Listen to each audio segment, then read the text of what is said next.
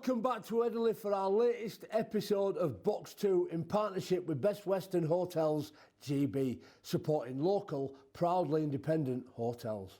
It's time for another Box 2 in partnership with Best Western Hotels GB. I'm Jimmy Jones-Buchanan, and this week I'm joined by the Leeds Rhinos player welfare officer, Nigel Johnson. Nigel, thanks for coming on Box 2. Big win for the boys at the weekend. Now, you're in charge of player welfare, and I would describe Nigel as being like the fertiliser that fertilises the ground, the organic, diverse ground of the garden of the Leeds Rhinos. The little seeds of potential that gets planted here through our players, men, women, wheelchair, are allowed to flourish and thrive because of the work that you do, the great work. Now, we obviously got a great win on the weekend, and I imagine those water cooler conversations that will form part of your weekly process will be a little bit more positive. You were there at the game. How were the guys after the win? Yeah, really happy after the win. I think they really wanted that one on Saturday, and they got stuck in on the day and made it happen. What's the difference, obviously, playing? And I had this conversation at the weekend, actually, in reference to some other teams. I suppose competence and getting that gratification, satisfaction, just doing your job really well. I imagine as a workman or woman in any occupation, you don't have to necessarily be happy to go home and feel content in the great work that you've done. That's what we do when we work. For players though, sometimes, and there is an element of being happy, especially in a roller coaster season. And the irony is as well that happy players tend to play better, or can do. What's been your observations last week and certainly this year in terms of players being happy, content, and then obviously performing? Yeah, I think most athletes are competitive and they like to win. And when they do win, it's certainly a better atmosphere that week after that to when they do lose. You know, and they're happy and they're more content and they're ready to get on with what they're going to do next, which is obviously Wigan this week. And I'm buzzing for Sam Wong. Comes over here, comes with his partner, Georgia Hale, who was one of the first guests on Box 2. Unfortunately, had to go home. She went home to play in the NRLW. And I imagine for you, that's a scenario that I've not experienced in because I've grown up locally as a local lad, always been around a real strong support network. Some of these players come 12,000 miles and they've got to forge new relationships, identities within this environment, and as a club obviously we want to support them as much as we can. When your partner, I imagine, goes home, there's a challenge there for Sammy and I imagine any other player as well, but he seems to have thrived, certainly on the field. Scores his first try this week, and if that ain't enough, he goes and gets himself a hat-trick. What a great performance. I'm over the moon for you, Sammy. What dealings have you had with Sammy, or some of those players that do come over here, you know, the overseas lads, and those dynamic relationships when the partners come or don't come along? Yeah, I think with Sammy, I think, you know, like we know his partner came over with him but went back to play back in the NRL, so, you know, he accepted that and took that on board but make sure, and we try to make sure he's still in regular contact there, and that's daily contact with his partner and making sure that happens. Sammy's just come out of his shell, you know, over the last few weeks. He's a real character, and he's a joy to be around.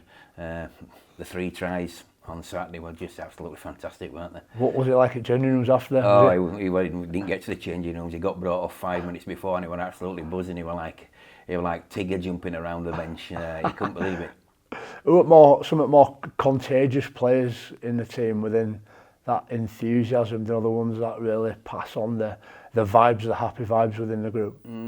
Yeah, he's certainly one. Certainly one. You know, Cam Smith's another. Mikołaj Ledski, real character.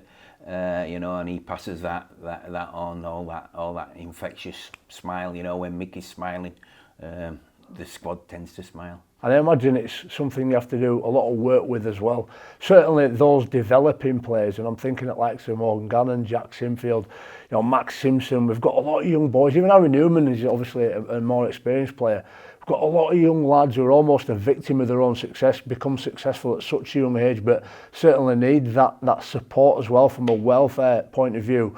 How much work have you done with, like, say, Jack and young Morgan in the last year or two? Yeah, constantly really checking in with them too. They've had a tough couple of years because of obviously the studies that they've been going through. That's been affected by COVID, and then they've got finally through that stage, and they've done their A levels and they've done the college work. And I kind of at the moment just leave them alone, just check in with them, and because they just want some space at the minute. They just want the last thing I want to do now is talk about education to them. Now they want some time of moving forward and enjoying what they're doing.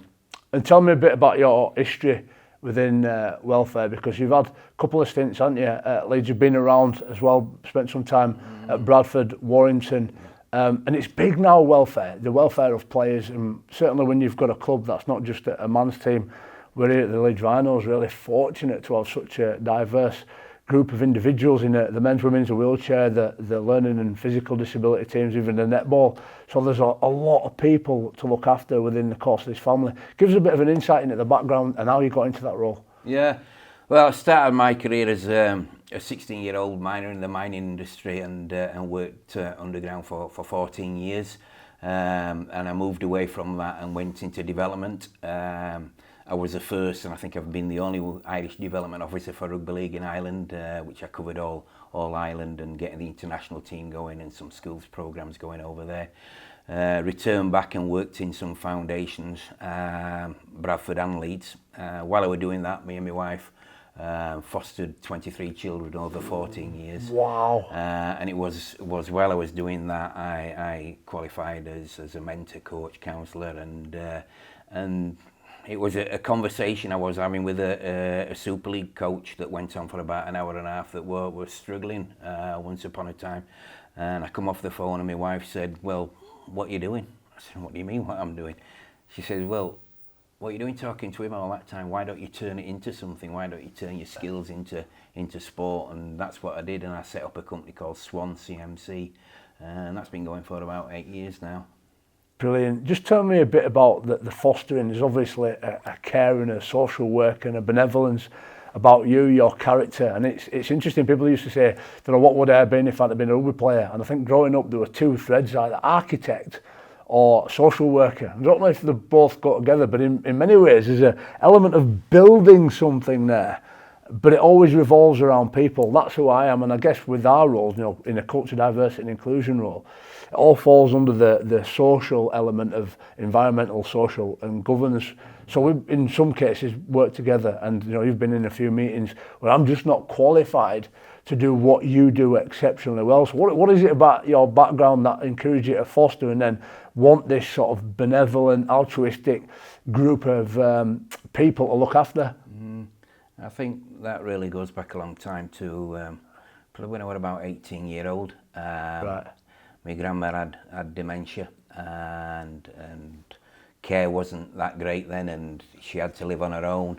My mum couldn't kind of handle the deterioration of my grandma, so I sort of grabbed the bull by the horns and took care of my grandma for a couple of years before she passed away, and that's caring for people is just something I've done after that's just continued all the time. Working in the mines and going through the strike, seeing people in hardship then really got my juices going and wanted to contribute and help people, and I've sort of done that most of my life now. Let's explore that a little bit. I think it's really interesting. I remember I was a trustee at Red Ladder Theatre Company who used theatre to tell the stories of some social injustice, and I remember they did one play called We're Not Going Back, and it was about the 1984 miners' strikes. And what was really relevant is that the setting was in and around that rhubarb triangle, so Wakefield, Featherstone, Castleford, real core rugby league areas.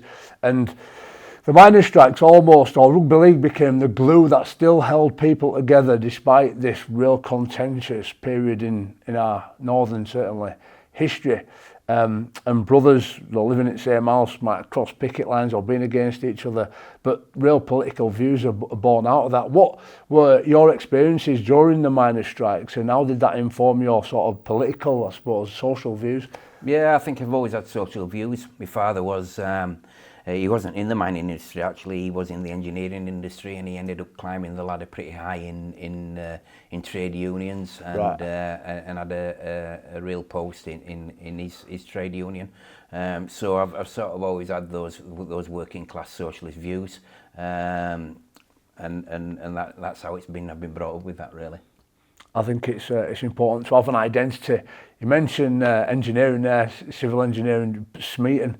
I was talking about John Smeaton being one of ours. I think it's 300 years since John Smeaton was born. The chocolate box lighthouses and the bridges that got built. I suppose when you think about some iconic people in Leeds, he's certainly one of them. Just thinking about welfare then in Rugby League, I think RL cares, Movember, and certainly within clubland, welfare has become a really important and prevalent issue. Certainly within the context of sport in general, looking after individuals' well-being, physical or mental well-being, mental health, fitness, whatever you want to call it or describe it. How have you seen that change or progress in Rugby League in the last sort of couple of decades?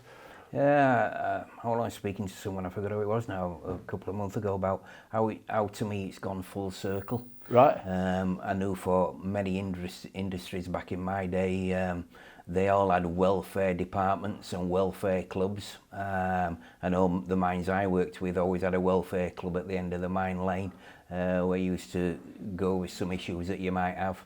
Inevitably, the treatment might have been 8 pints at 25p at them days, but it was somewhere where you could get support. And then that moved away from industry and everything, where it was non-existent. But even now I can see some of these big blue chip companies, you know, the likes of Google and Facebook and companies like that, Microsoft, that are really, really concentrating on the welfare of the staff. And inevitably, you know, we've got to have welfare for players within sport, and that's all sport really, because the sacrifices that these players do have to make, you know, it's a unique job. Yeah. It's not like any other job. It has its benefits, but it also has its pitfalls as well. I always reflect on my experience as a player. I think the big thing for me was social media. Obviously self-image plays a big part, and I imagine the light that social media shines on individuals is a huge part of well-being, or certainly the way that people perceive themselves. And I guess every age generation is relevant. There's probably 4 key things that I always reflect on, and certainly within my own life, and that is my physical well-being, how much exercise I get, what I put in my mouth. Mental well-being, I think, is fed in somewhat by that. You know, for me, running maybe on a morning or training is almost like a meditation. Now, it's not about performance, getting a win at the weekend. But then the most important things is having this purpose. What are you good at? How do you thrive? And you just mentioned there, you know, being tipped up into, well, you're having a conversation there, you seem to love it, why don't you make something of it? And you've made what you're great or enjoy doing into a career. And then a belonging, so a place to apply that trade, that craft. You found that belonging at the Leeds Rhinos and multiple places within the context of Rugby League. What are some of the more important constituent parts for Rugby League players these days that you try and encourage? And there's no such thing as one size fits all by any means, but what are some of the important elements to look out for within the sport? I think the biggest realisation with rugby players and any sports person that people don't kind of get is that they're like you, they're real people. Yeah. So 70 to 80% of the issues that they have are issues that you would have probably, you know. Right. We all go through, you know, we all may go through a struggling relationship. We all may lose somebody in our lives that we love.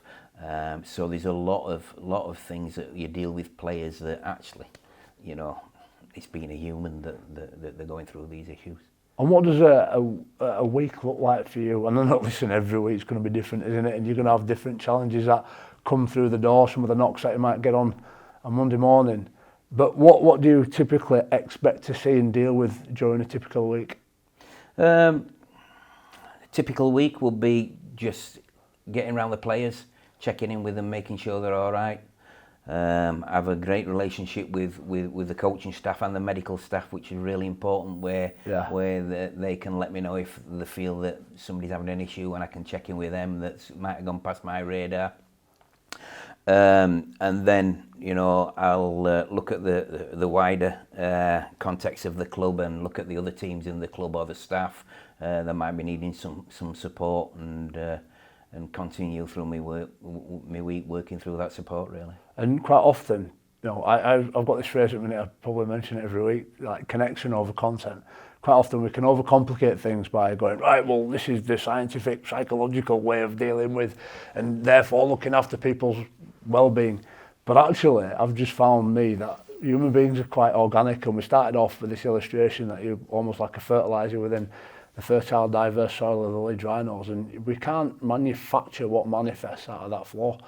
All we can do is provide an environment, you put the seeds in, and the things that grow out of it are wonderful. And I go home with a great sense of, you know, satisfaction and gratification for what I see at Headingley, at the Rhinos, at Kirkstall training ground, almost daily. Is that what's important, do you think? Is just that people come together, have those connections, and almost have a shared pain. Pain might not be the best word, but through adversity, share that adversity and stay connected. Because that's a word Rowan, Trev Walker used a lot on the chair last week, connection. Yeah, I think it is. But I think an important thing is none of us can do that if we don't have what I'd call a psychologically safe environment. Yeah. If we cannot have that environment where it's safe to say what we feel, without being judged, without having his head bitten off, that can't be created. Those things that we need to do to get close to each other, to support each other, that proves difficult if you don't have that environment.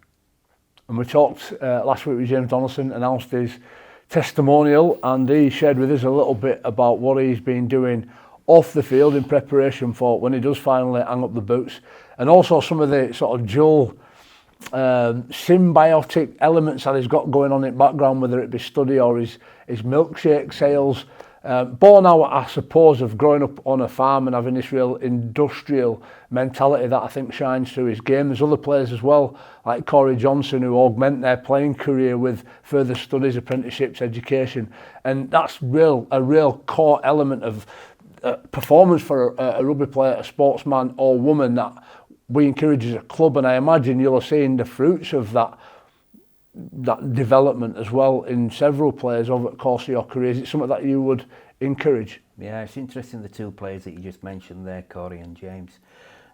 James Donaldson, just to me, he's a model pro and he's a model person. You know, the adversities that he's gone through in his life, that, you know, with his injuries, and he's just bounced back every time. I will often say to young lads, you know, go and have a coffee with James, because, you know, he'll have better answers for what your issues are than me. And to his credit, he obliges every time. He's brilliant. And Corey, another great example of, you know, he left the game not too long ago and decided he wanted to be a rugby player.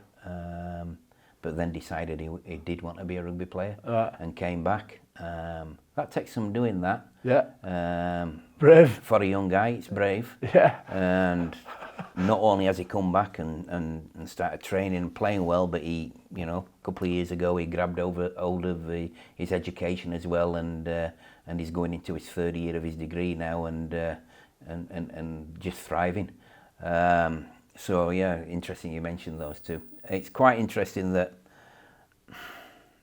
the players that are doing any training for the post-rugby career or education are usually content and usually don't knock on my door. Love that word. I love that word, content. I think that's the word I was alluding to at the start there, being content. Contentment it's a missed trick. I think a lot of people, when people think about happiness, where that dopamine rush comes from, where we want to get excited to things, being content in any situation, I think is the gold standard, the highest level for me. And you do see a lot of that. It's interesting you mentioned Corey Johnson. He made his debut in my final game in 2019, September, against Warrington, and I presented him the shirt. And I tell the story quite often because it's a funny one. I remember saying to him in the changing rooms, I hope you play for 20 years like I did, because when I'm about 60, I want to say I played with that lad and he was unbelievable. Then he retired and went away, and I'm like, what's he doing?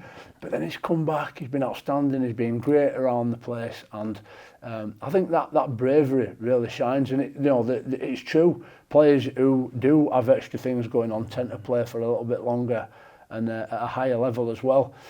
Caitlin Beavers is another example of our women's team who's joined up with Red Centrics. She's been doing some apprenticeships there and again growing. It's no coincidence she scored some unbelievable tries like she did when we played at Wembley just a few weeks back. They got a massive win against St Helens in the weekend just gone, and as part of the double header they'll be playing before our men's team this Saturday, kicking off at 12:15. But just talking about the club in its totality, Lois Forsell must be a coach you spend a bit of time with. How much work do you do with our women's team? Yeah, we have both with Lois and Ellis have a close connection there, and they'll bring forward some issues that they might have with some of their players, and I'll see them if need being seen. I think it goes for all the squads as well. It's not always me that's the answer. Some people will come to me and say, this is the problem that I've got, this is the issue that I've got, and I'll say, whoa, you need to go and have a coffee with this person over here, because they've been through it, and just get some experience what they went through, and and if you need to come back in here, and we'll take it further. Mate, I love what you're saying there. Just really quick, there was I don't think they'll mind me mentioning them either.